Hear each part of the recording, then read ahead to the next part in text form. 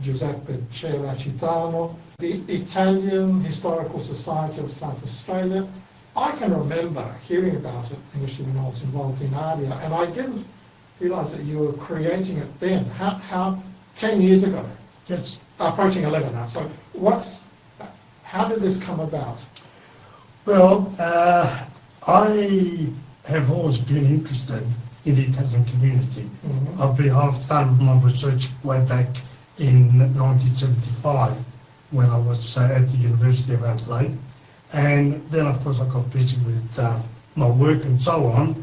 And in 2010, I began to look at the State Library and what was in the archives in terms of first-hand information from Italians, and discovered there was very little. Even though the Italian community is one of the biggest non-English-speaking communities in South Australia, in fact, about 6.4% claim to be of Italian heritage. In the official archives, there was very few stories of the actual first-hand information of Italians. So I began to look at ways of collecting these stories. Now, what I was interested in was in first-hand information of people that came in the 50s, 60s, 70s, which was the big wave. Migration was about 300,000 that came in, 30,000 that came in during that period. And most of these people didn't leave a record. Most of them were of working on the land, and they had very little formal education. So they didn't leave any written records. So it was a question of how do we collect the stories? And naturally, the answer was oral histories.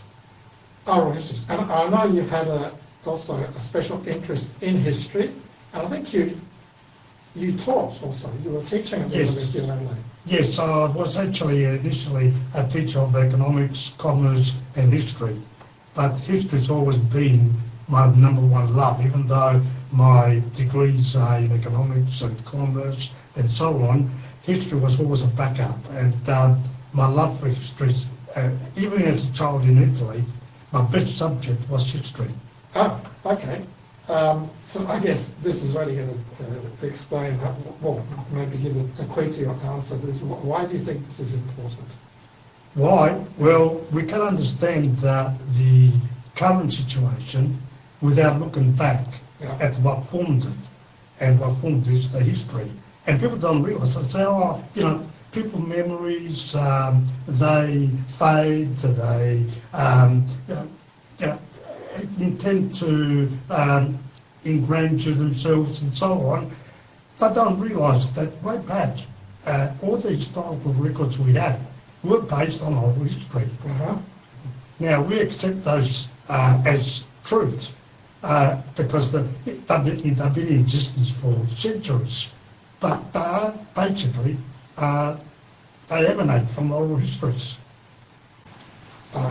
Yes, and so oral history, so you're collecting this basic information, and you said, so we can try to understand, if you understand the past, it can help us understand the current and the future.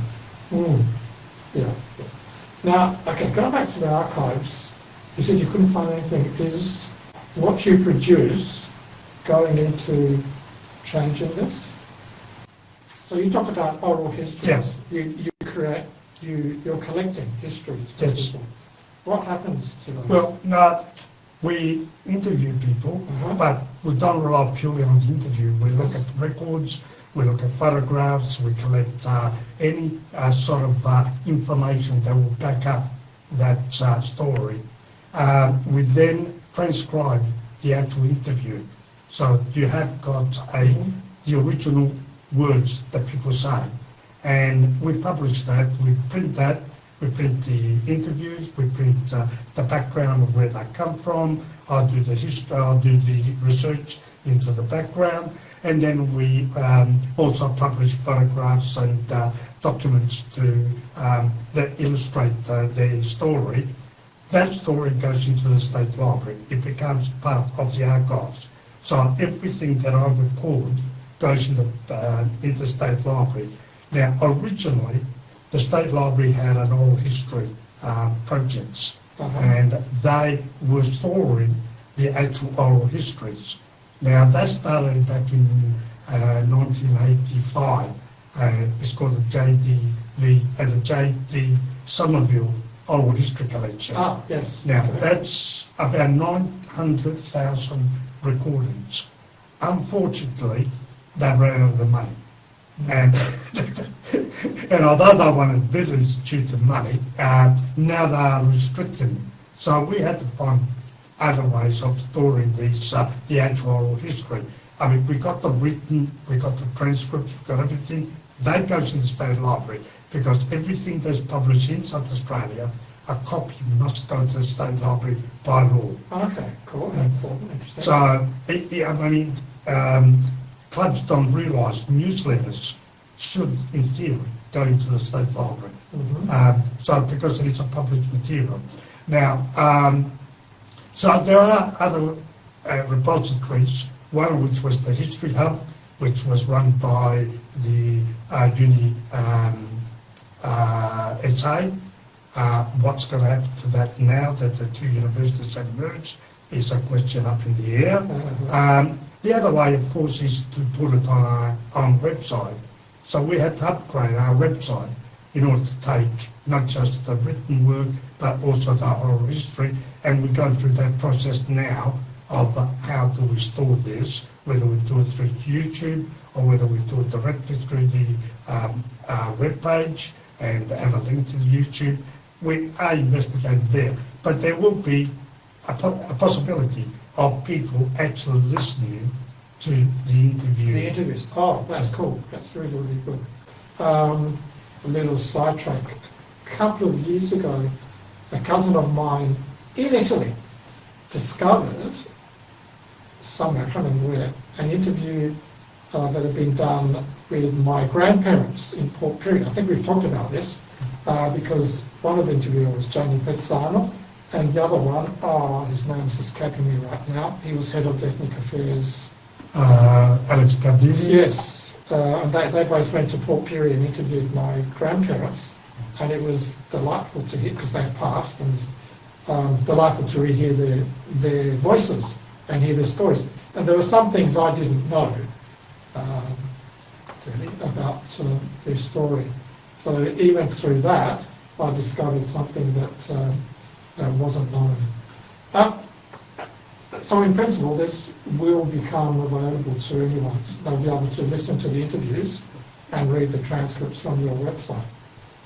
I know all these histories, some of the histories have been published, have gone into publication of books. Yes. And you've got more than one book, yeah? Oh yes, we've got each interview. What we do is what is called Whole of Life. Yeah. Whole of Life takes the person from when they were born, their experience in Italy, their background and so on, right through the immigration experience, what they went through and what they have contributed to the development of the state. Because what's important really at the end is how we have helped this state to become what it is. Yeah. Not just where we come from, that's important, but also it's very important to say, well, this is what we have contributed. So each of the stories is a separate book. So at the moment, we have finalised 5 books. We are in the process of doing another 7. Wow. So it is a laborious job, believe me, because it takes months and months of work. The interview itself might only take 2 or 3 hours, but the work that goes in afterwards, it might take anything up to a month, 2 months to process it. Yeah, I know, having done some research like that myself, I know the interview might take an hour, but even just transcribing it will take 3 to 5 hours quite easily. So, is that, I know you had a project called A Trunk Full of Dreams, A Suitcase Full of Memories. Yeah. How does that is the overall project. Under that, we've got a number of headings, but it encapsulates what what our immigrants have gone through. Right. It encapsulates the fact that they came here, in most cases, with one trunk, one suitcase, and a lot of hope, and a lot of memories. Because just because you migrate doesn't mean that you stop thinking of what is your family, what's happened in your past, and so on. So that title encapsulates all that. Under that, then we have subcategories. One of our principal ones is called a tavola, which is about Italian cuisine. But we have others like women in business. We have others like business people, and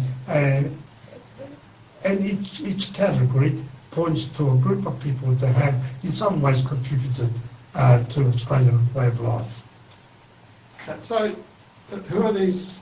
You talked about women in business. Well, there are a number of women in business that we can go back. We're talking about the Mercurio knitwear company. We're talking about the Spinelli knitwear company.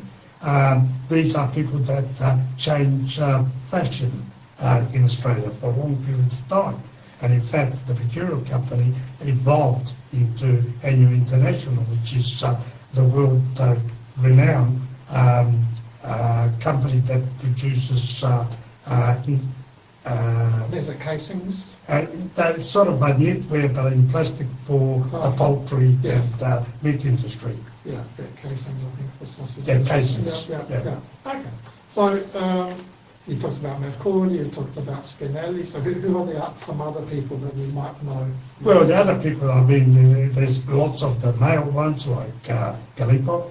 In fact, Sebastian Gallipo was our first interview. It was quite an experience because over the period of time you sort of develop the skills even better. Yeah. But I can remember the first one that we did in 2019. It was a bit harrowing and so on, but he was good enough to give us an interview. Instead, as we know, Sebastian is a very busy man. Yes. He gave me 2 hours in the end, which even surprised him, because he didn't realise just how much he had to say. How much was Yeah. it? And interesting, now Gallipo, the family, I'm not sure if he comes from Sicily. Yes. And when I was talking to him once, I always do some research on the Italian white pages, and I looked up to discover where the Gallipo family was from. And there are a lot of them in Sicily in particular. And I used to see this little dot on the screen. I said, there's a bit of dust. And I moved the screen, it was there. So there was an accent.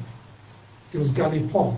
Yes, it was. That's the original name. It originally was And that's Gallipo, been left. and it came from a lost. town called Capodorlando. Capo d'Orlando, Yeah, it's okay. in the province of Messina. There's a lot of them in Fremantle as well.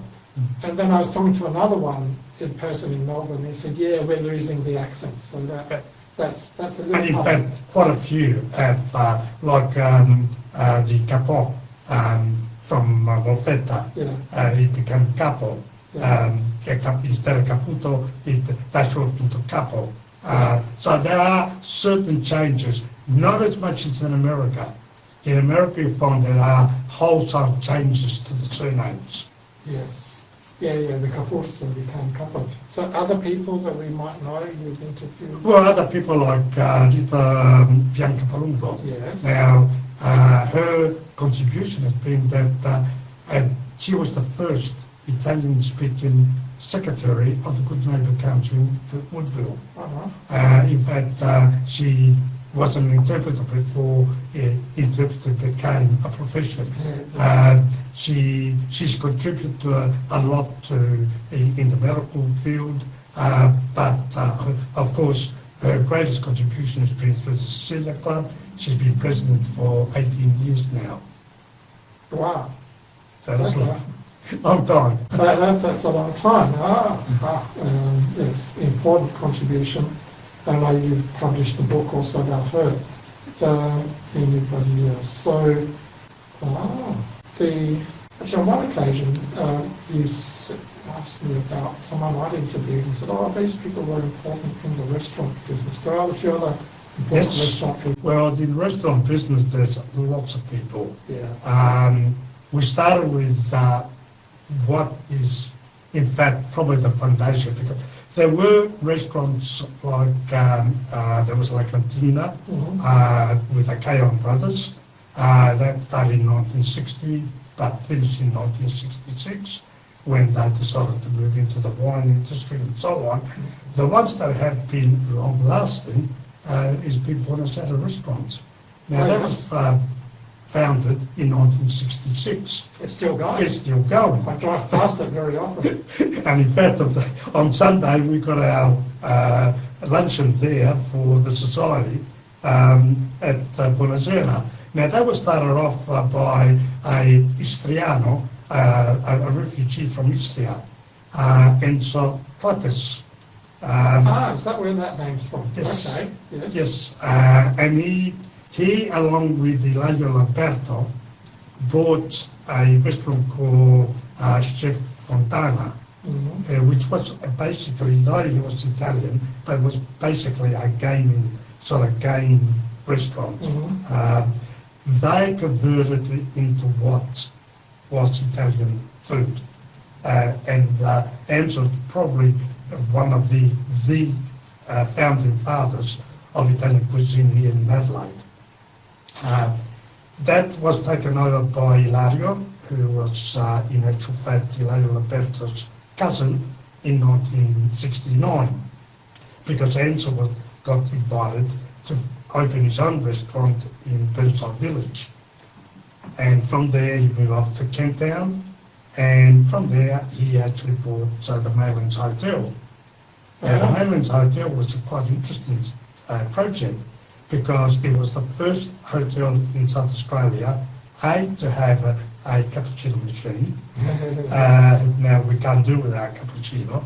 And the other important thing was he was serving restaurant-style food at pub prices.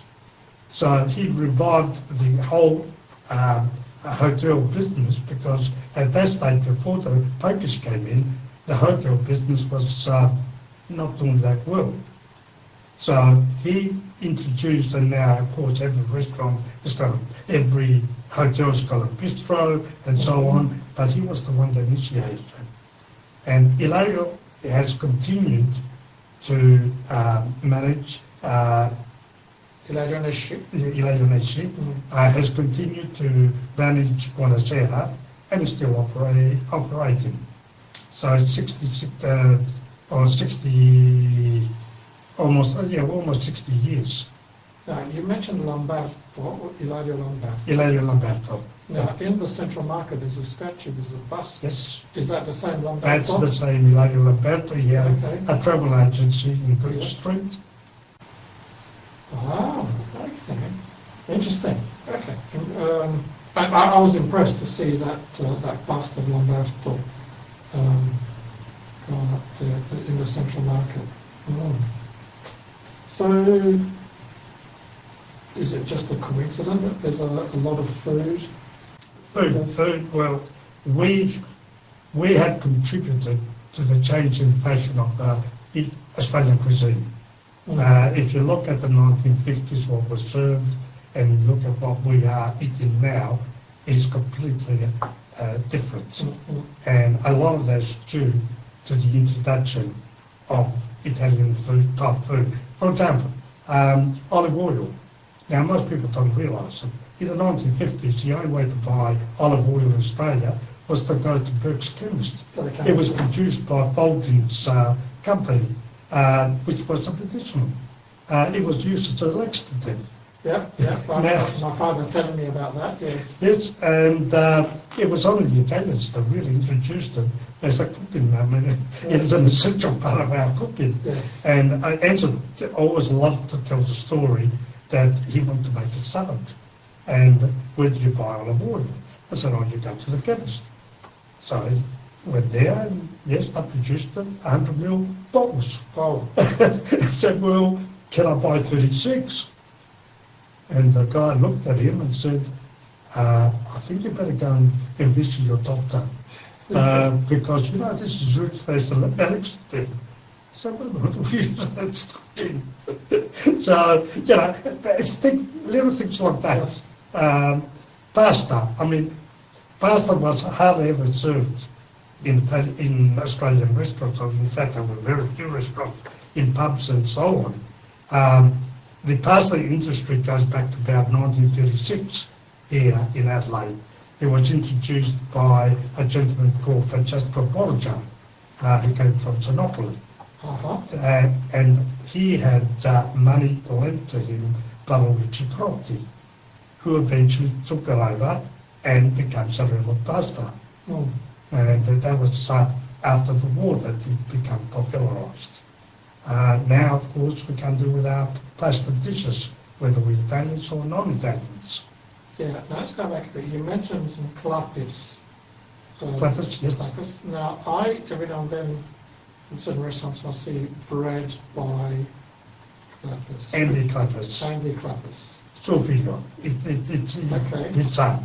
He's his youngest son. His youngest son, actually, was helping his dad at the age of 7 in Buonasera restaurants. Yeah. Making coffees, washing dishes. He opened his first bottle of wine at the age of 11.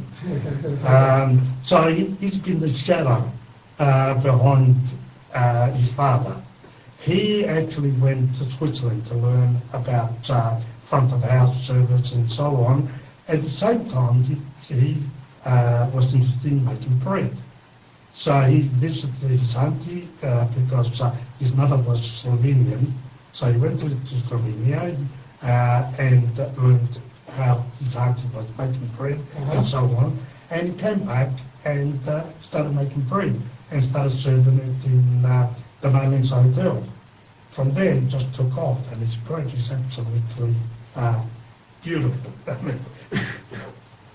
Yeah, okay, and in fact it is. And there's been one or two places in particular where I've tasted it, and we always ask for it at the beginning of a meal.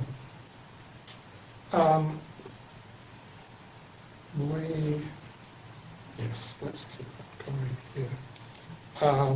I think we're going to be talking for hours because there's so much going on here. How did you go during the lockdowns? Right? Well, that was an interesting period. The first story we released in October 2019. That was Sagalipo. We were ready to take off then. We had a whole range of people to interview. We had the funds to do it, and so on. Of course, in March 2020, we went into lockdown. So what do? There were a number of people that were able to write stories. So I invited those people to write their own stories. And we've been collecting them ever since. And then I looked at the stories and said, well, what do I do with them? So we decided to launch a magazine called La Partenza, Voyage to a New Beginning. And in actual fact, in April 2025, we did the first volume, which contains 8 stories, plus there's 5 chapters of history of Italian immigration that looks at the Italian history of why Italians immigrated in such numbers. Then it looked at where they went to. It looked at Australia and what the immigration policies of Australia over the period of time had been. It looked at the migration overall in Australia, and then looked at Italian immigration specifically into South Australia. So that's the first part of the magazine. The second part is 8 stories that we collected. Now that magazine is going to be published every year. We're already on our way to produce the second volume with additional stories. Yeah, you said a word in that answer that I think is very interesting. I was going to ask you before, I think you said funding. Funding. Where do you get money? Because this stuff, there's a lot of work of volunteers, I presume. Well, everything that we do is based on volunteers. All my work Yeah. is not paid for. I do get compensation for petrol because you can imagine we do travel quite a bit. But the actual time that I spend researching, interviewing, once I get the transcript, I then have to tidy it up. If there's a lot of Italian in it, I have to add to it, and so on. That's all done for nothing. All the typesetting and the artwork, I'm fortunate that my wife is very talented in that aspect, and therefore she does that. She prepares all the books in order to go to the printer. What we essentially pay for is the transcription itself, which is fairly costly, and the printing. Now, all that money has been gathered through events that we run, fundraising, dinner dances, and so on. So we rely entirely on the generosity of the community. The other thing is we, of course, require very professional equipment, because to the recording itself, I mean, you can record on a phone these days, but the actual reproduction of that recording is technically not very good. Yeah. So to get the professional equipment, we apply for funding from various organisations, mainly the City of Charles Church. They've been very good. They've been supporting the purchase of our equipment. Multiculturalism has also been supporting the purchase of equipment. So for that side of it is handled through government grants and so on. But the bulk of the funding actually comes from the community, through sponsorship, through fundraising, and so on. Yes. Okay. Yeah. Okay. As interesting, City of Charles III. Very good. Multiculturalism is an important part of what we do. Now, I said it's been 10 years. You had some celebrations. We had the gala dinner last year on the 11th of October, which was very successful. Yeah. It was at Carrington Street, Saya. Fairly reasonably well attended. Yeah. We were fortunate that we were sponsored by Blackwell Funerals and by a number of other companies such as Regatta Winery, Zarella Winery, Buonasera, our place at Willunga Hill, which is run by the Clappers family. So through their sponsorship and the money that we raised that night, it was a very successful night. But what was more important was the recognition of the founding members, founding sponsors, and also the release of the 3 stories on Buonasera, which is Enzo Clappers, Ilayo Resci, and Andy Clappers. Our place, you said. Our place, Willunga Hill.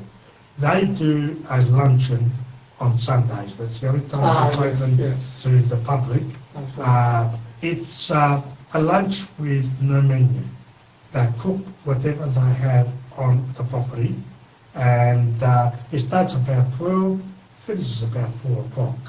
So it's an all afternoon, very leisurely, great bread, great food, very well cooked, and it's a great atmosphere. Yeah. Okay, so 10 years. I think you've mentioned a bit some projects you've got now, going on now. Yes, we have got a number of projects, immediate projects, one of which is the history of Casa de Bruzzo and Music Club, which actually started as Centro Adriatico in the late 60s by Nicola Colonero. Now the name Colonero, Centro Adriatico. The name Colonero should be a familiar one because the daughter, Rosa Colonero, is the founder of Italian Community Radio, from which this station in 531 emanates from. Ah, okay.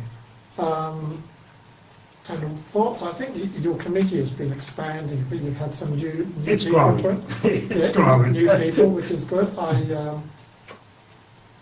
Well, Angela Coutry was on here, said mentioned that, but I saw Laura Di Martino. Yes, It's and she's because we got an editorial committee as well as the main committee. The editorial committee is responsible for La Pretensa, to gather the stories, edit the stories, and produce the book. On that one, we got Laura Di Martino, who's a celebrated author herself. Mario Russo. A history teacher. So she's got lots of interest. Yes, she is a history. Well, she's retired now, but she was a history teacher. Mario Russo, who also wrote the book, and Cavalieri, Associate Professor Angela Scarino. Okay. Now, thoughts. What thoughts do you have for the next 10 years? Well, we'll continue with our stories on the restaurants. There's quite a few others that we like to record.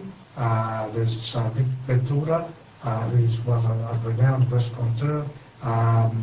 There's Giorgio Belperio, who worked very closely with Vic. And there's quite a few others that have come through.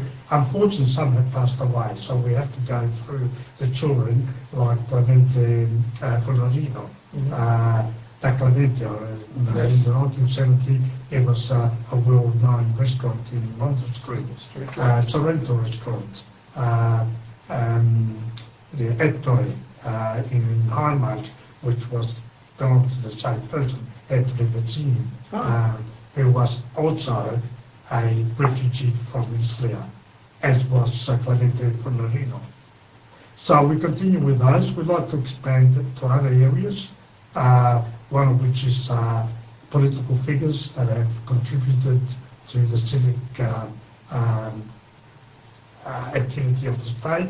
And that includes not just members of parliament, it also includes councillors on the various councils.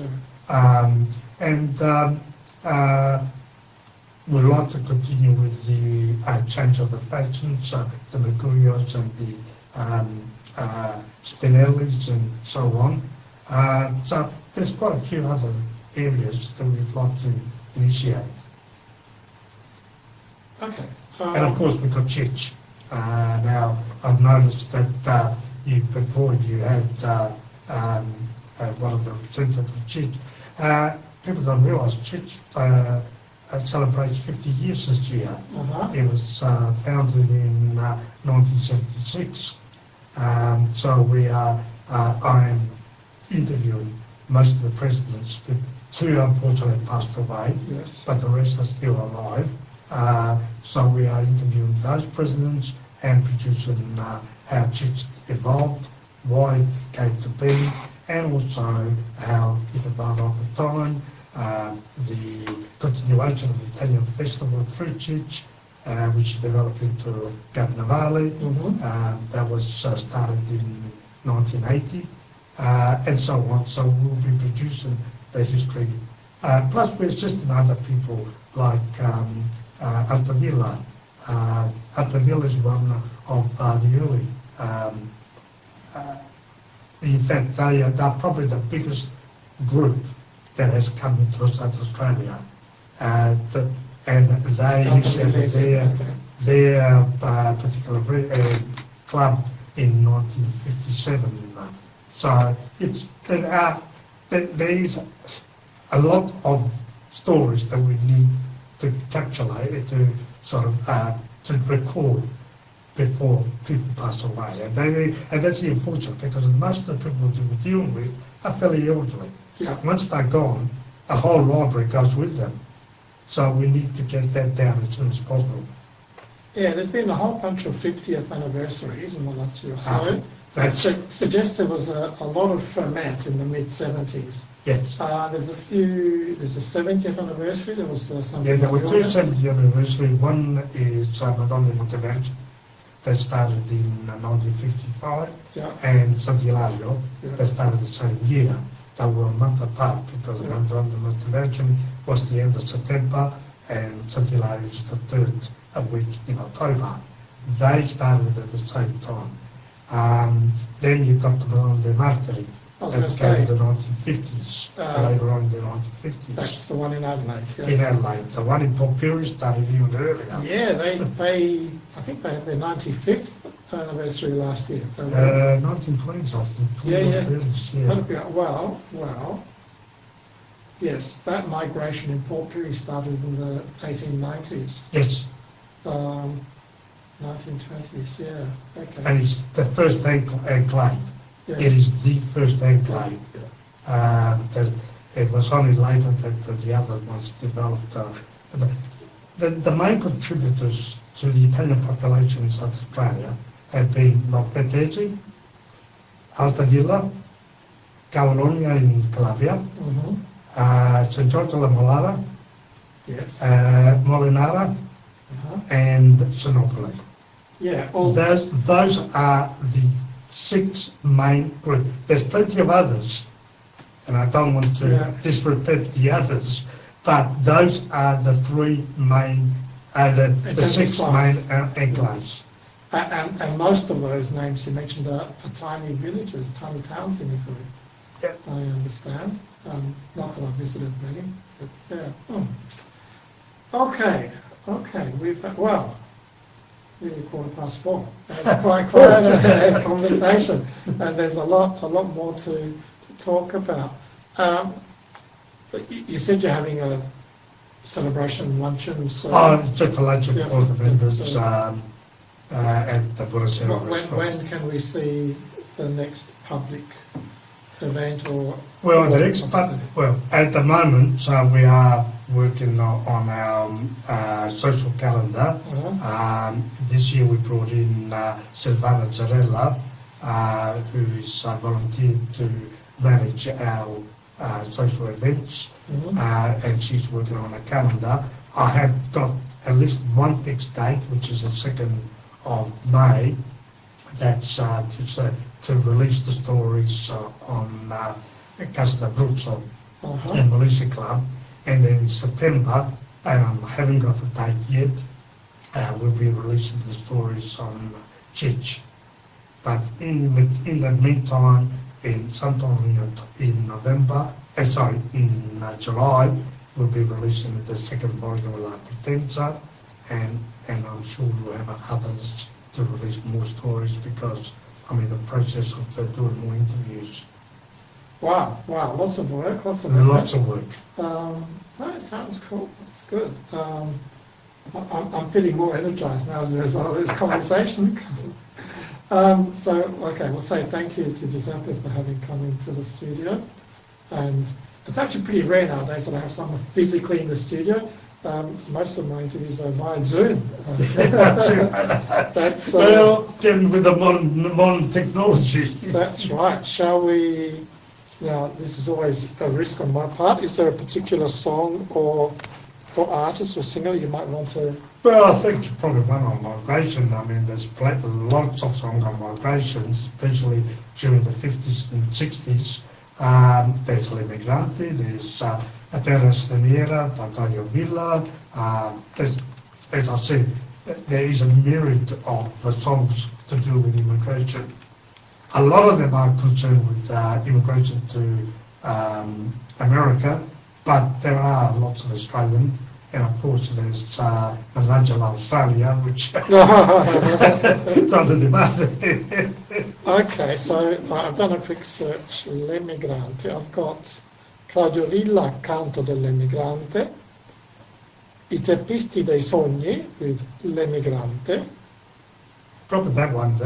That's a fairly popular one too. Nino Reitano, L'Emigrante Calabresi. Ok, mettiamo I teppisti dei sogni con L'Emigrante. E di nuovo grazie a Giuseppe Geracitano che è venuto a parlarci della storia e del futuro dell'Italian Historical Society of South Australia.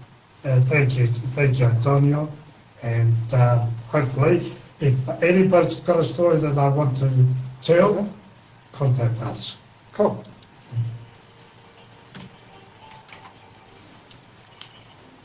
Bye bye.